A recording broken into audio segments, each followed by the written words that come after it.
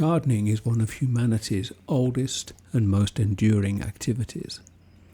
Across cultures and throughout history, people have devoted extraordinary amounts of time, effort and creativity to cultivating pieces of the natural world. At first glance, that might seem like a simple pursuit. We plant seeds, tend plants and create beautiful spaces. But when we look more closely, the question becomes far more interesting. Why do we garden? Throughout history, pulling weeds and planting seeds has been driven by much more than just a desire for fresh food or beautiful flowers. For centuries, thinkers, scientists and ordinary people have viewed the garden as a profound philosophical laboratory, a physical space to unpack complex ideas about the soul, human nature, ethics and the universe. Historically, people have cultivated gardens for several distinct intellectual and philosophical reasons. In Western philosophy, the very concept of human culture is deeply rooted in the soil. The Roman orator Cicero was among the first to use the Latin term cultura, the root word for both agriculture and culture, metaphorically to mean cultura animi, or the cultivation of the soul. To the ancients, an untamed landscape was like an uneducated mind.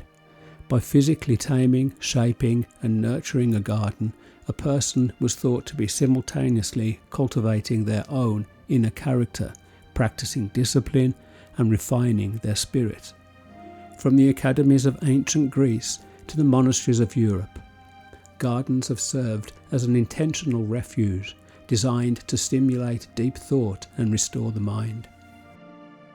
In the 4th century BCE, the philosopher Epicurus established his school in Athens, literally within a garden space, earning his followers the moniker the Philosophers of the Garden.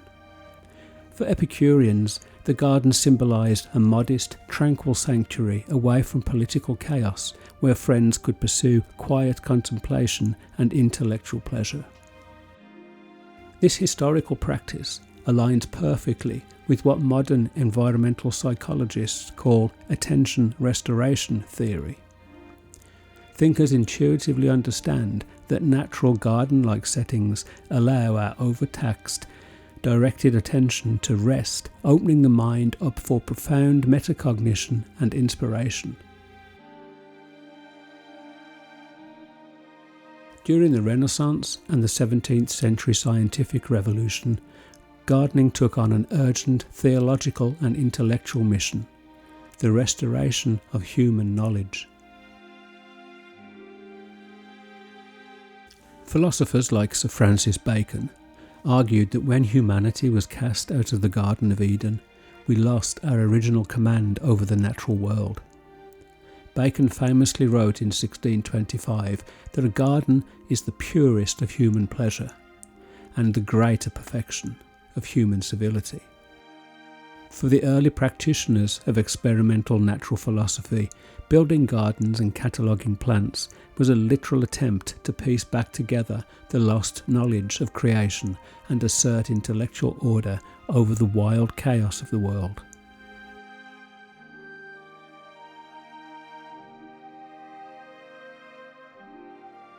In the 18th and 19th centuries, gardening was heavily debated in the realm of aesthetics. Thinkers like Thomas Jefferson argued that ornamental gardening should be considered a fine art, right alongside painting, sculpture and poetry. Philosophically, the garden represents a unique artistic challenge due to its lack of absolute control or plasticity. Unlike a painter working with a static canvas and oil, a gardener works with a living, changing medium. Masterful gardeners were celebrated because they had to collaborate with time, seasons and natural laws to manifest an ephemeral, living, artistic vision. In Eastern traditions, particularly in classical Chinese and Japanese Zen gardens, the intellectual goal of gardening was less about subduing nature and more about harmonizing with it. Gardens were built as microcosms of the universe, using rocks, water and pathways to evoke a presence of place. Gardening in this framework was a meditative act. By carefully balancing the elements of landscape, the designer sought to reflect upon the harmonious alignment between human consciousness and the vast, shifting rhythms of the cosmos.